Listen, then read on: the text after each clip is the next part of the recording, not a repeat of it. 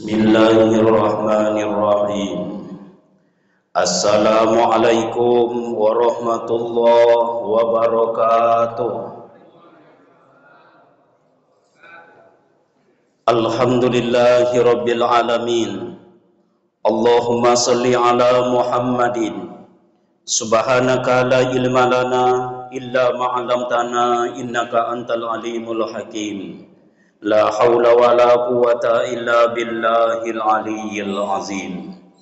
Yang sama kita hormati dan kita muliakan ketua dan segenap pengurus Masjid Darul Aman, bapak-bapak, ibu-ibu, alim ulama, cerdik pandai, tokoh agama, tokoh masyarakat dan mungkin tokoh adat. Yang jelas kecil si rama-rama, besar si jalar-jalar, kecil tak disebut nama, besar tak dipanggil gelar. Mudah-mudahan seluruh kita yang berhadir di rumah Allah ini dimuliakan oleh Allah Subhanahu wa taala. Sebagaimana biasa, sebelum membicarakan tentang kajian kita akan dahului dengan keutamaan hadir dalam majelis ilmu. Hadis yang pertama, man salaka tariqan yaltamisu fihi ilman sahalallahu lahu tariqan ilal jannah. Siapa yang menyempatkan dirinya menempuh sebuah jalan, ia korbankan waktunya, tenaganya, pikirannya dan mungkin perasaannya untuk hadir dalam majelis ilmu, Allah berjanji memudahkan bagi orang itu jalannya menuju surga. Hadis yang kedua, majtama'a qaumun fi baitin min buyutillah. Tidaklah berkumpul suatu kaum di salah satu rumah Allah. Yatsluna kitab Allah. Di situ dibacakan kitab Allah, ayat Allah. Wa yatadarasunahu bainahum. Kemudian mereka berusaha menjelaskan isinya. Berkumpul, baca ayat, jelaskan isinya. Apa yang diberikan Allah? Kata Rasul, nazalat alaihimus sakinah. Satu, turun ketenangan di hati orang itu. Wa ghasiyatuhumur rahmah. Saat mereka hadir, Allah memandang, menengok, menatap mereka dengan pandangan penuh kasih sayang. Wa hafatsumul malaikah. Tempat mereka itu dipenuhi oleh para malaikat. Wa zakarahumullah fiman indah. Nama-nama yang hadir sedang disebut-sebut oleh Allah di sisinya di antara para malaikat. Mudah-mudahan itulah yang kita dapatkan setiap kita korbankan waktu, tenaga, pikiran dan mungkin perasaan untuk duduk sejenak dalam majelis ilmu. Soal siapa yang menyampaikan dan apa yang disampaikan, ambillah perkataan Ali bin Abi Thalib karamallahu wajah. Beliau mengatakan, unzur ma qala wala tanzur man qala.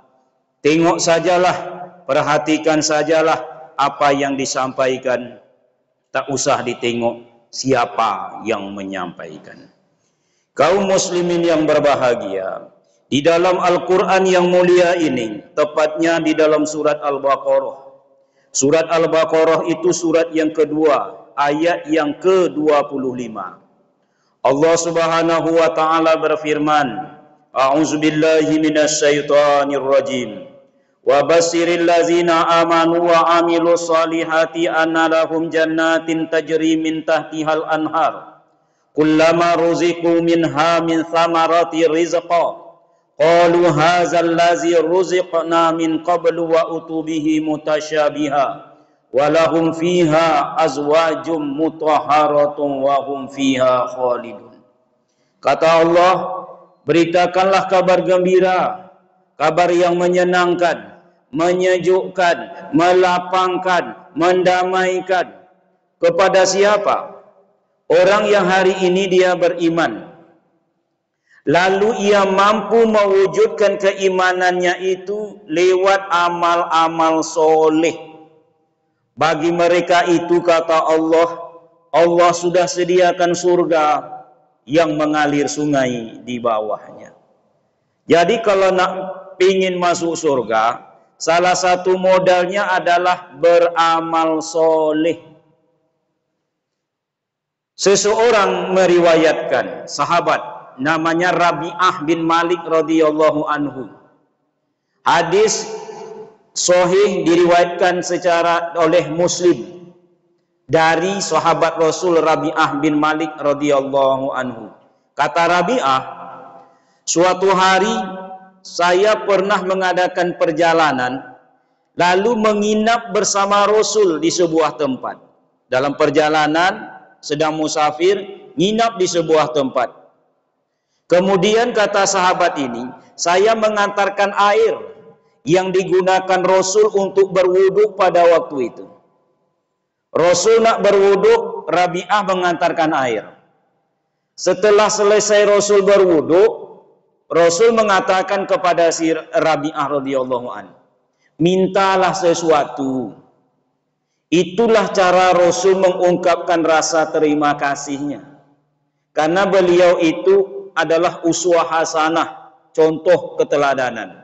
Kepada Allah awak disuruh bersyukur, kalau kepada manusia disuruh berterima kasih. Ada budi, ada balas. Ada ubi, ada talas. Mintalah sesuatu. Kata sahabat ini, ya Rasulullah, wahai Rasulullah, saya ingin bisa menemani Tuhan besok di dalam surga. Jadi sahabat itu Bapak Ibu orientasinya akhirat sajanya. Tidak kekini-kinian. Kalau yang kini ini panah, yang makan busuk, yang dipakai lapuk. Yang besok dipikirkan sahabat itu. Ya Rasul, saya ingin bisa menemani Tuhan besok dalam surga. Bisa menemani Tuhan besok dalam surga kan dapat dua tuh, Pak. Satu bisa berjumpa dengan Rasul, yang kedua bisa masuk surga. Rasul orang paling mulia, surga tempat paling mulia, bertemu dua kemuliaan. Jadi sahabat ini walaupun mereka tidak tamat S1, S2, tapi lebih dari S3 bicaranya, Pak. Mereka itu hadis sahih khairun nas, sebaik-baik manusia. Perkataan mereka saja bisa menjadi dasar sebuah hukum. Kaum muslimin, saya ingin bisa menemani Tuhan besok dalam surga. Artinya bisa masuk surga, jumpa dengan Rasul. Kata Rasul, apa cuman itu? Apa tidak ada yang lain? Artinya apa? Rasul masih memberikan peluang minta yang kekinian.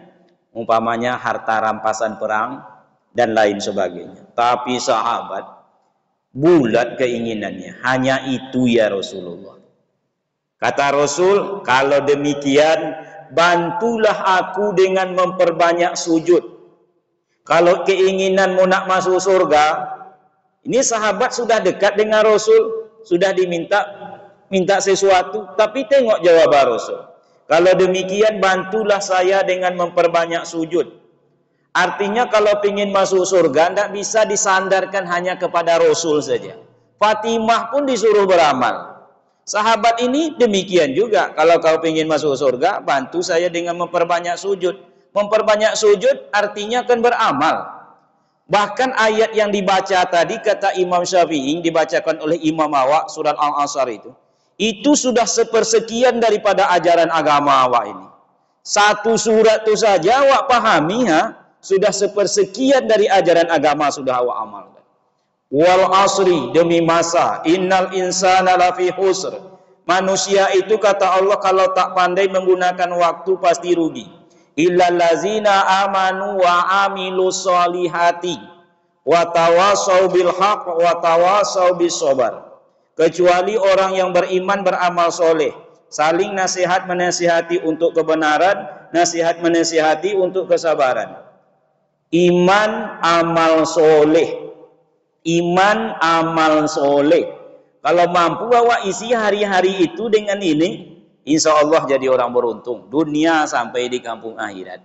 Kaum muslimin, maka berbicara orang beriman yang beramal soleh, ada 5 golongan manusia. Inilah yang awak bicarakan sebenarnya, yang pasti menyesal besok di kampung akhirat, walaupun ia terlahir dari tengah-tengah keluarga orang yang beriman. Siapa mereka yang 5 golongan ini? Inilah yang awak bicarakan satu persatu. Yang pertama adalah, yaitu orang yang beriman di dunia, tetapi ia selalu menunda-nunda amal solehnya. Disuruh dia melakukan amal soleh, tapi ditunda-tunda. Apakah awak termasuk? Wallahu a'lam. Suka menunda-nunda amal, yang sebenarnya amalan itu bisa dikerjakan saat ini, diberi hidayah, kesehatan, kemampuan, tapi ditunda. Sementara di dalam pepatah Arab dikatakan la tu'akhir amala yaumi ila ghadin. Janganlah termasuk orang yang suka menunda-nunda pekerjaan hari ini sampai besok. Itu dalam bahasa Arab. Dalam bahasa Inggrisnya, don't wait till tomorrow what you can do today. Oh, mantap Ustaz. Oh, pakai bahasa Inggris sebagai. Apa artinya? Tengoklah beko di rumah apa. Jangan tunda. Apa yang bisa dikerjakan hari ini ditunda sampai besok. Ujungnya penyesalan. Penundaan itu ujungnya penyesalan. Orang yang waktu mudanya menunda amal, menyesal waktu tuanya. Tak percaya? Tanya orang baru pulang menunaikan ibadah haji dan umroh. Enak hajinya Pak? Enak Pak Ustaz. Tapi kalau akan waktu muda dulu tentu lebih enak lagi. Tuh kuasa Pak Ustaz. Sosak nopeh dia buatnya. Itu waktu tua Pak. Yang sakit, tanyalah. Begitu terdengar azan hayya 'alas shalah,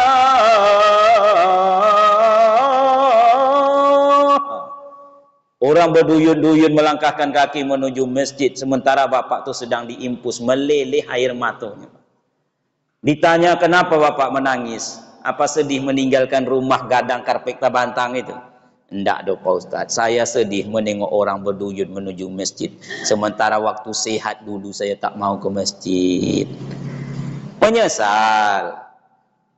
Orang yang kaya akan menyesal tidak beramal kapan? Waktu setelah bangkrut.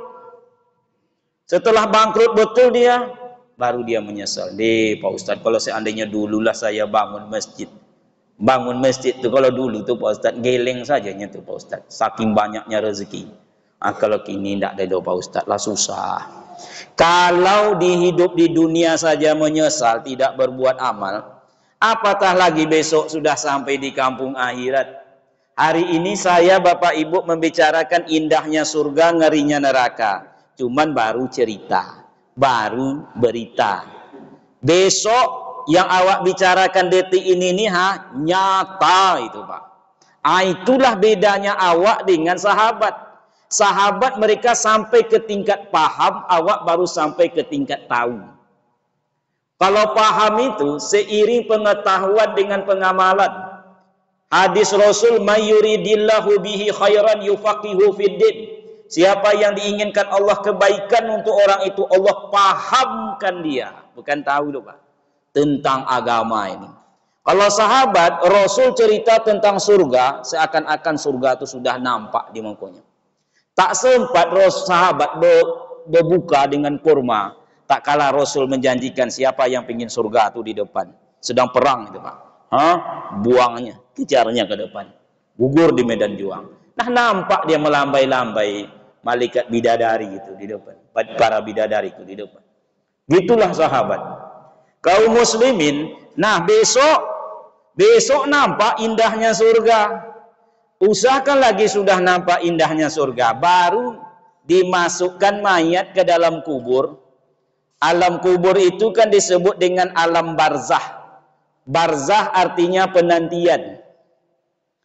Nak disebut dia di alam akhirat. Tempatnya masih nampak bangunannya, kubur. Nak disebut dia tinggal di dunia, orangnya sudah tak ada. Lalu diletakkan di sebuah tempat namanya alam barzah, penantian. Baru di situ Pak, sudah muncul penyesalan. Robbi, ya Tuhanku, laula akhartani ila ajalin qarib. Kalau kayak ginilah kematian itu, tundalah ya Allah walau hanya sesaat. Fa asaddaqo, aku akan bersedekah, amal itu. Wa aku minas solihin, berusaha menjadi orang soleh. Tapi kapan penyesalan itu muncul? setelah apa yang awak ceritakan menjadi nyata. Ini kan sekarang cerita baru, nyata baru menyesal. Lah nyata, Pak. Dunia ini sekarang nyata. Akhirat cerita, besok terbalik. Dunia tinggal cerita. Akhirat nyata. Kawan-kawan bapak ibu sudah banyak yang meninggal dunia. Awak tinggal menceritakannya. Oh, si Anu tu dulu, almarhum si Anu tu dulu sama kami sekolah tu Pak Ustaz. Cerita. Besok nyata di kampung akhirat. Itu dikubur baru, Pak. Kau nonton lagi sudah nampak indahnya surga itu? Oh, mak, kalau sudah nampak indahnya surga, walau taro izil mujrimuna nakisu ru'usihim inda rabbihim, kata Allah dalam surat Sajadah ayat ke-12, dibaca imam pagi Jumat. Kalau seandainya kamu tengoklah betapa Allah akan memisahkan mana orang beramal soleh, mana orang beramal salah, mana orang berpahala, mana orang berdosa. Dari mulut orang yang tak berpahala ini, tak beramal soleh, keluar untaian kalimat ratapan. Apa kata mereka? Rabbana, ya Tuhan kami, absorna, hari ini kami sudah melihat, tunya indahnya surga, dah nampak. Untuk itu menengoknya besok Pak Ustaz, kiro-kiro, Pak. Indah surga itu mala ainun ro'at, belum pernah nampak oleh mata awak, kata Rasul. Kalau Rasul sudah nengok, Pak. Waktu peristiwa Mi'rajnya itu Rasul menengok indahnya surga. Kata Rasul, indahnya surga itu belum pernah nampak oleh mata. Wala uzunun sami'at, merdunya irama dalam surga belum pernah terdengar oleh telinga.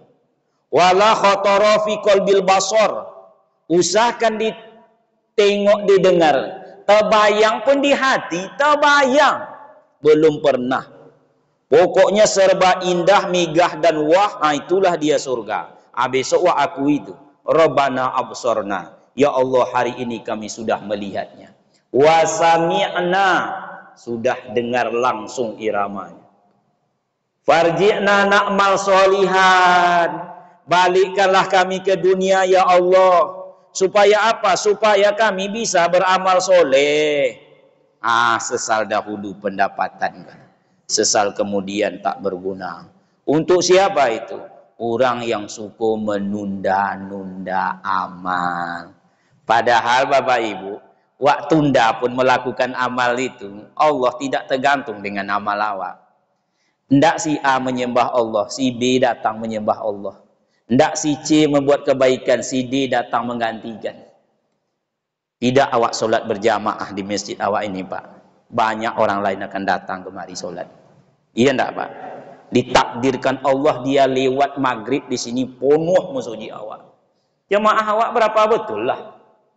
Orang lain nampak umpamanya nak melakukan amal soleh, ndak awak ikut membangun masjid, ada orang lain yang datang mencari masjid yang dibangun, disumbangkannya sekian puluh juta, Pak.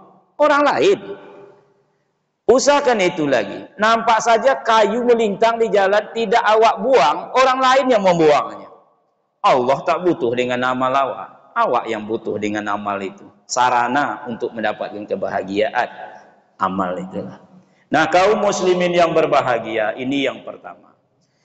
Golongan kedua yang menyesal adalah orang beriman yang kerjanya selama hidup di dunia dahulu suka meremehkan, mengecilkan amalan. Karena amal itu menurutnya kecil sajanya. Jadi Bapak Ibu jangan enteng dengan amalan kecil dan jangan bangga dengan amalan besar.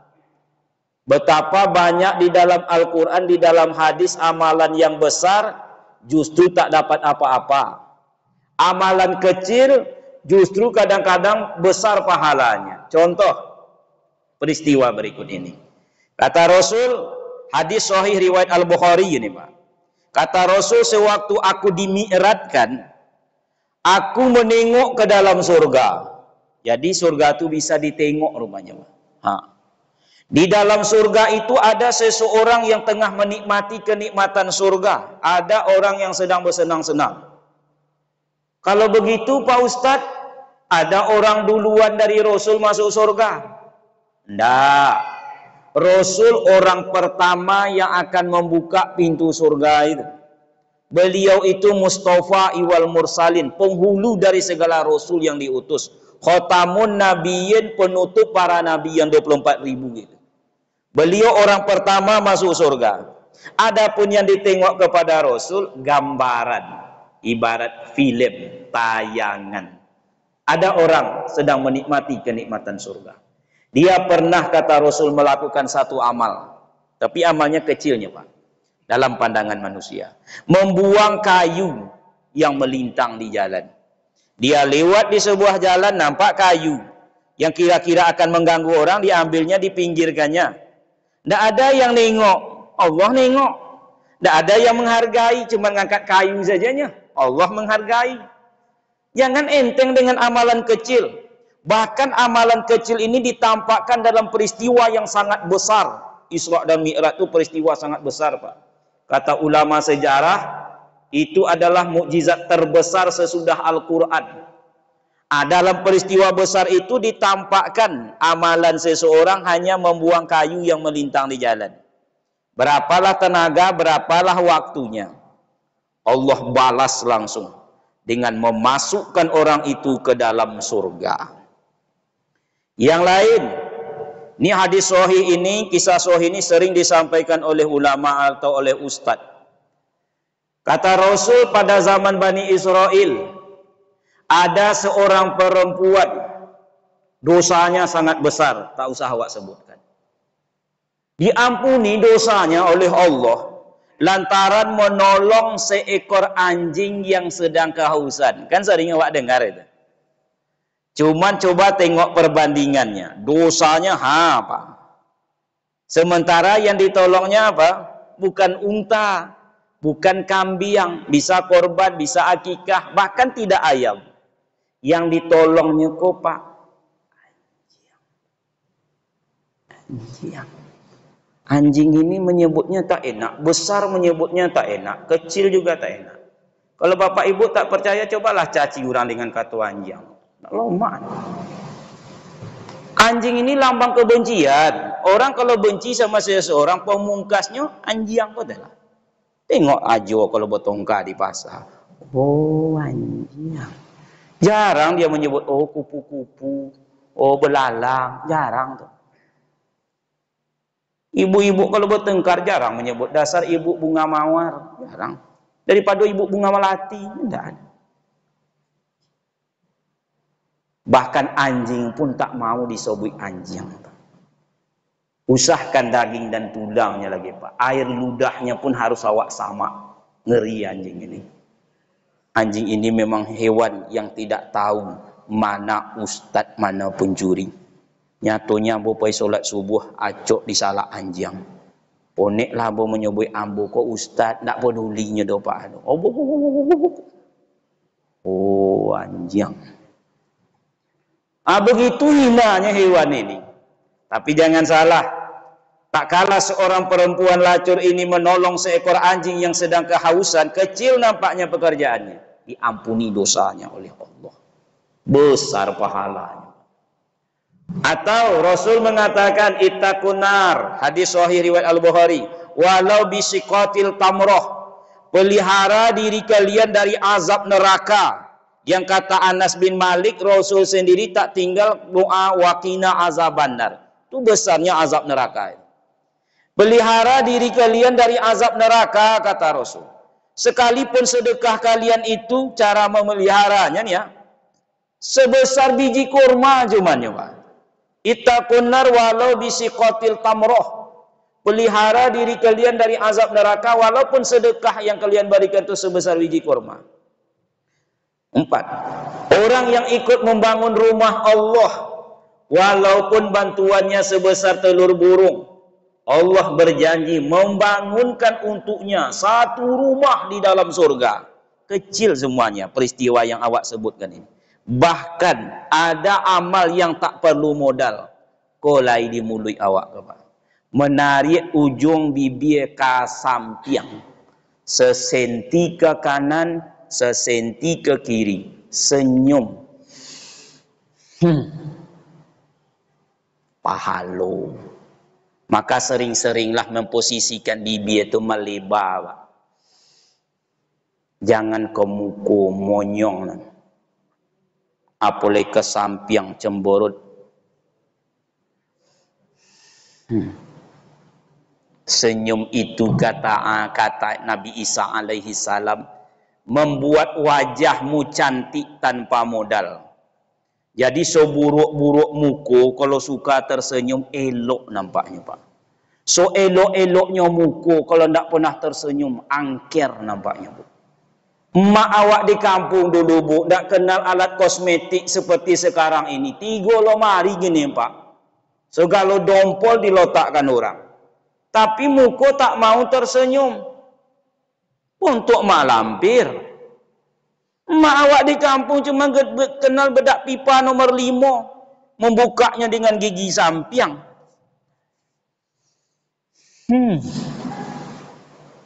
Senyum itu indah. Senyum itu mudah. Senyum itu sunnah yang sekarang sudah ditinggalkan orang. Kata Anas bin Malik, 10 tahun aku tinggal bersama Rasul. Belum pernah Rasul itu memandangku tanpa tersenyum. Senyum itu sehat.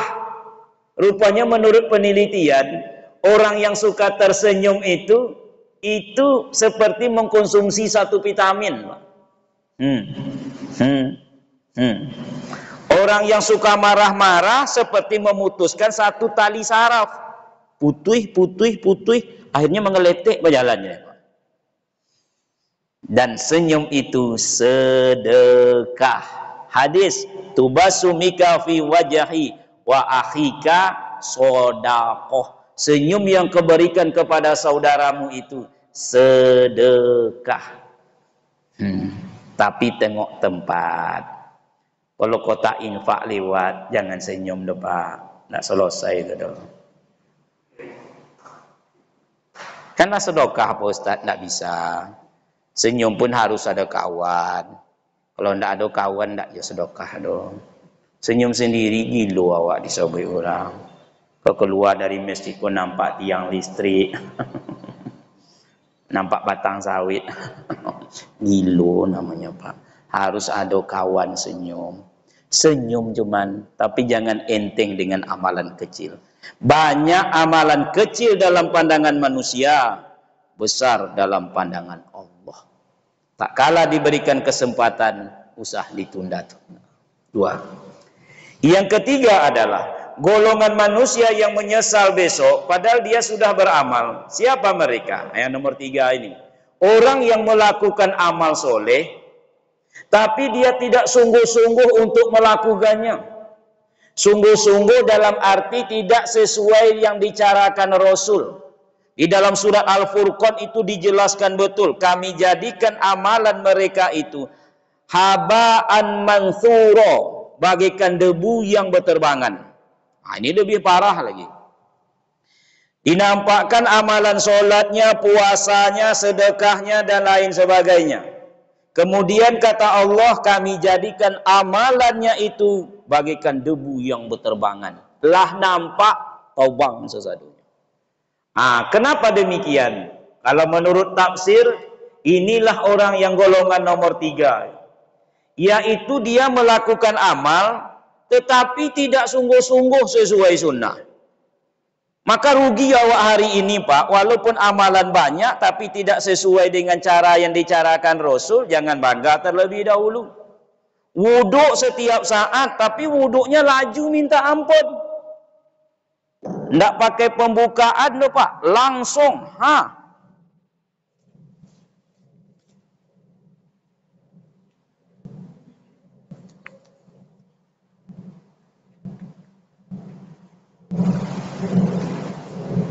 Itu wuduk baru. Belum lagi solatnya.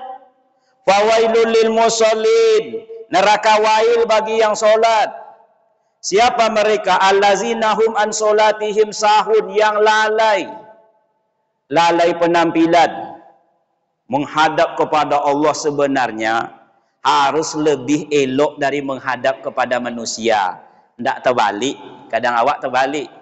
Menghadap manusia ni, ndak ampun gagahnya Pak. Menghadap kepada Allah pakai baju kampanyenya Pak. Senin Golkar, Selasa PDI, Rabu P3. 28 partai ada di lemari ya Pak. Kok banyak bonala Pak untuk solat Pak Ustaz. Berani ya Pak pakai baju kampanye ke pesta pernikahan. Tak berani Pak Ustaz, malu awak. Kenapa menghadap kepada Allah tak malu? Ibu-ibu mulai malam ini ibu, supaya jangan awak besok rugi di kampung akhirat. Tolong ibu pakai tolokuang dan elok-elok. Jangan dipakai tolokuang dan banyak sarang kepindiang dan tai lalatnya. Ada yang bagus Bu, ada Pak Ustaz, tapi untuk acara BKMT di kecamatan. Itu menghadap manusia. Ada yang baru, ada Pak Ustaz, tapi untuk hari raya. Itu solat sunat. Ibu simpan juga. Suatu saat ajal akan datang Bu. Maka ibu akan meninggal. Suami ini akan berbini baru. Suatu hari dia mengatakan sama bininya, tuh pakailah tolokuang kakak kau di lemari, banyak nan elok-elok nan rancak-rancak. Kata bini barunya, memangnya kakak dulu pakai apa bang? Tuh non buruk-buruk tuh nan dipakainya. Ibu yang membayar kreditnya 2 boleh kali, orang yang memakainya. Penampilan lalai. Dia solat lalai. Lalai waktu, solat asar hampir maghrib, solat subuh dah jam 7. Sekarang belum nampak ruginya Pak, besoknya ceritanya ini. Lalai gerakan, berdiri di hadapan Allah loyo. Padahal Rasul mengatakan, Solu kama ra'aitumuni usoli. Kalian solatlah sebagaimana kalian melihat aku solat. Awak memang tidak langsung melihat Rasul solat, tapi lewat berita yang disampaikan oleh sahabat, awak tahu tata cara Rasul solat. Ulama menulis sifat solat Nabi. Ada tuh. Bagaimana Rasul berdiri. Semangat. Tak boleh loyo Pak. Kecuali uzur. Karena usia tua dan penyakit. Itu lain cerita. Tapi kalau sanggup. Kalau bentuk itu beko Pak Ustaz disebut sok-sok. Yang sok-sok ke sok-sok Pak. Allah, aku sok-sok. Allah, itu sok-sok. Kalau ikut tidak sok-sok, ikut semangat Pak. Kalau malas awak Pak Ustaz, tengok surat An-Nisa nanti di rumah. Wa iza qaumu illa solati qaumu kusala. Ciri khas orang munafik itu banyak. Bukan berbicara dusta, berjanji hianat, dipercaya mungkir, bukan itu saja. Salah satu munafik tidaknya awak ini, termasuk saya, tengok gaya solat awak. Orang munafik itu berdiri solatnya loyo.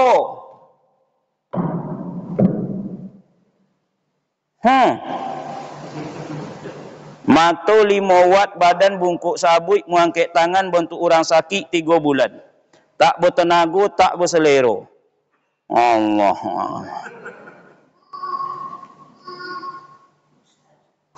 Allah.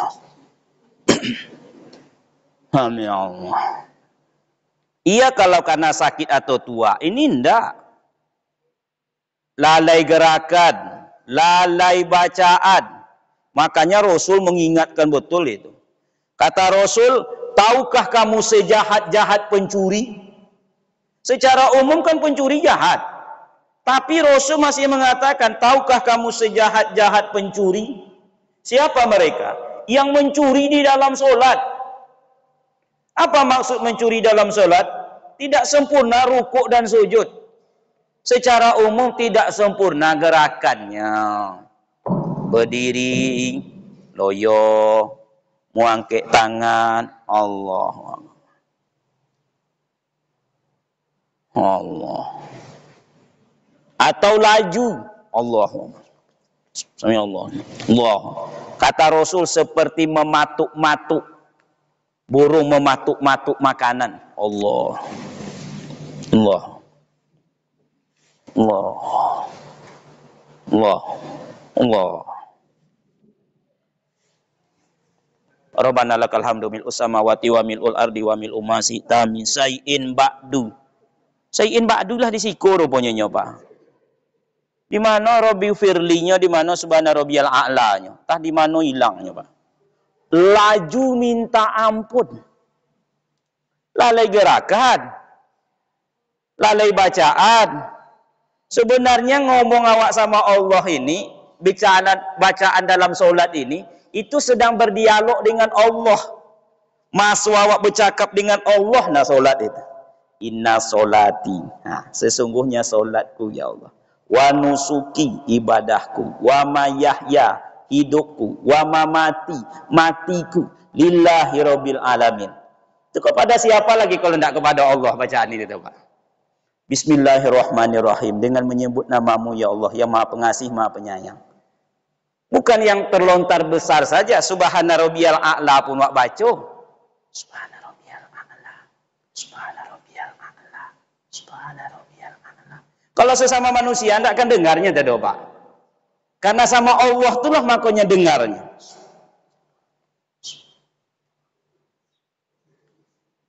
Bacaan apa namanya kalau lajunya minta ampun tidak ada titik dan koma. Allahu akbar kabir walhamdulillah katsiran subhanallahi wa bihamdihi wajah ya samawati wal ardi wa musliman minal musyrikin nasolati wa nusuki wa ya mama kelila. Fatihah 7 ayat dibaca ibu itu 1 kali tarikan napas. Padahal tompek berontinya lah joleh. Bismillahirrahmanirrahim. Ya kana budikan asdan suratul muslim. Siratal ladzina an'amta alaihim ghairil maghdubi bacaan. Apalagi lalai husuknya. Awak kadang-kadang itulah rakaat pertamanya awak husuk, rakaat keduamu angguk-angguk. Iya kalau angguk itu memahami apa yang sedang dibaca. Ini ndak bacaan lain, angguk lain. Kalau dia ibu-ibu tapi bukan ibu-ibu di belakang. Umpamanya kalau dia ibu-ibu.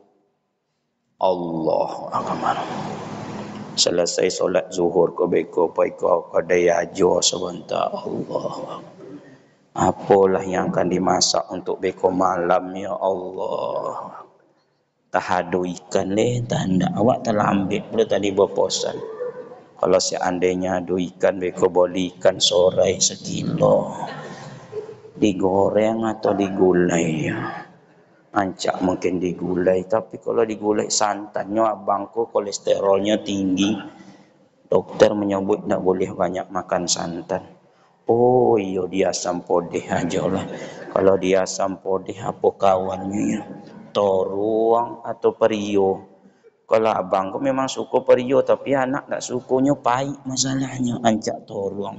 Toruangnya toruang apa? Toruang hijau atau toruang ungu? Toruang hijau biasanya kalau untuk asam podeh. Nan bulat atau nan panjang. Akhirnya masaklah asam pedas itu di depan ibu itu. Keluarlah haye ludahnya. Barulah ingat bantat sedang solat zuhur. Lah berapa rakaat rasanya ya? Kata malaikat lah 7 rakaat kau bu. Jangan ditambah lebu olah lah kau katanya.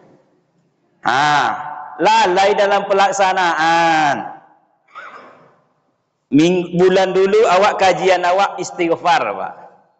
Istighfar yang mana yang menggugurkan dosa, yang akan mendatangkan keuntungan, yang sungguh-sungguh. Yang istighfar sesambilan mana gugur sambil menguapnya. Astagfirullah.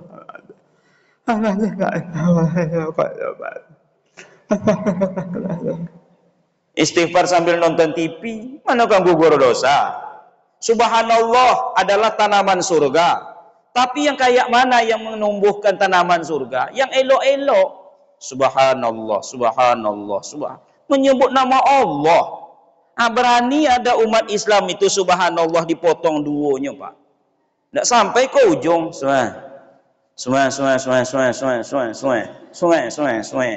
Coba dapat. Subhanallah sambutnya Saya ini dan ustaz lain kan ustaz. Kalau ada jemaah memanggil tat, tidak beringat ambo dah Pak. Kan ada jemaah kena tat katanya. Diam aja ke. Nah, tat pada 2 kemungkinan. Pertama murtad. Yang kedua kena di belakang kok Pak. Tatnya namanya kok. Tapi kalau disebutnya ustaz baru iyo nah kok. Kalau tat Ustaz, enggak ada Pak, pura-pura enggak dengar. Tat, diam gitu. Ustaz baru. Aiko subhanallah. Kaum muslimin yang berbahagia, maka beruntunglah hari ini Bapak dan Ibu dan juga saya, kalau tak kala melaksanakan sebuah amal, mengelok-elokkannya.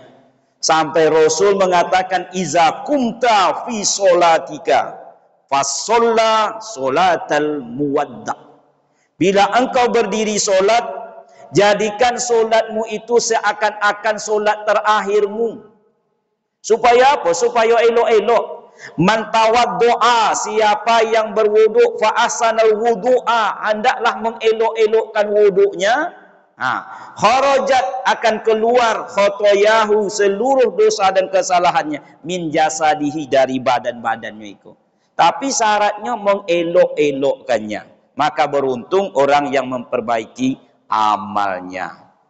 3. Yang keempat, orang yang menyesal besok di kampung akhirat adalah orang yang ria dalam melakukan amal. Itu yang paling ditakutkan Rasul. Yang kutakutkan melanda kalian, kata Rasul, bukan syirik besar, tapi syirik kecil. Sahabat bertanya, apa syirik kecil itu ya Rasul? Rasul menjawab ringan saja, ringkas, ar-riya. Riya. Dalam hadis kursi, orang yang ria itu besok disuruh Allah, kamu dulu kan ria, sekarang minta kepada orang yang engkau sandarkan pujian itu. Cari orang itu, minta sama dia. Kau bukan karena aku dulu, karena ria, minta sama orang itu. Tapi Bapak Ibu, awak ini tidak bisa cepat memvonis seseorang itu ria atau tidaknya. Si A ria, si B tidak. Nak tahu awak dah Pak, karena ria di dalam hati. Orang yang bagus solatnya, elok zikirnya, elok istighfarnya, belum tentu awak tuding, belum tentu dia ria. Betul tak Pak? Usianu itu pasti ria. Kenapa elok solatnya? Belum tahu. Kata Ali bin Abi Thalib karamallahu wajah, tanda orang ria ada dua. Kalau ada dua ini di diri saya, berarti saya ria. Satu, rajin kalau di depan orang, malas kalau sendiri. Kalau ada itu, ria tuh. Maka berusahalah menstabilkan. Di depan orang elok, sendirian di rumah, yang tak elok di depan orang kok gayanya, pas di rumah, Allah. Menjadi imam, tapi bukan imam di sini. Mana tahu Bapak menjadi imam. Allahu Akbar. Ayatnya Yasin. Di rumah harus seperti itu juga. Allahu Akbar. Yasin. Aku nak ria ke doh. Yang susahnya Yasin. Di rumah inna a'taina kalau kau tak.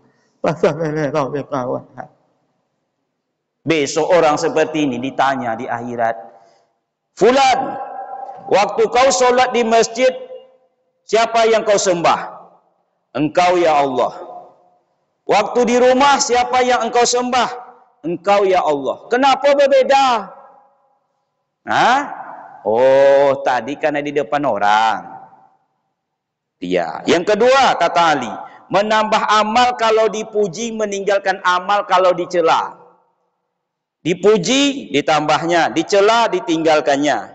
Awak amal ini soal puji dan cela kan bergerak antara lidah dengan gigi jemaahnya. Ya enggak Pak? Sebanyak-banyak orang memuji, sebanyak itu pula orang mencaci. Yang kelima, yang terakhir, golongan yang paling menyesal besok di kampung akhirat adalah orang yang ujub dengan amal, menceritakannya.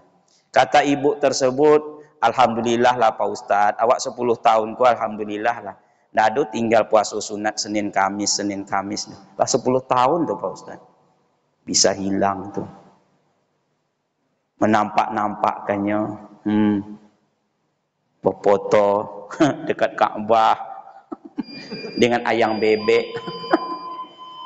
Kalau untuk disimpan, besok ditengokkan ke keluarga boleh. Untuk diposting, hati-hati. Nah, kaum muslimin yang berbahagia, mudah-mudahan tak kalah hari ini diberi kesempatan, kemampuan oleh Allah, terutama hidayah untuk melakukan amal, marilah sama-sama kita melakukannya dan hindari 5 perkara di atas. Mudah-mudahan kita menjadi orang beruntung. Amin ya robbal alamin. Rasanya penyampaian ini baik, yang mendengarkan orang baik-baik, yang terbaik yang bisa memahami lalu mencoba mengambil hikmah untuk diamalkan berangsur dalam kehidupan ini, insya Allah. Kesempurnaan hanya milik Allah Subhanahu wa taala. Kekurangan kejanggalan berlabuh pada diri manusia. Kepada Allah kita memohon ampunan, kepada manusia kita wajib saling memaafkan. Kita tutup dengan membaca doa kifarah majelis. Subhanaka Allahumma wa bihamdika asyhadu an la ilaha illa anta astaghfiruka wa atubu ilaik. Assalamualaikum warahmatullahi wabarakatuh.